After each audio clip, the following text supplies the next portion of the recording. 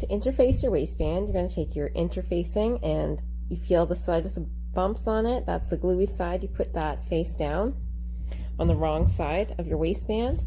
And in here you can cut it. You see it's not the same size as the waistband. It basically has no seam allowance. You don't need seam allowance on it.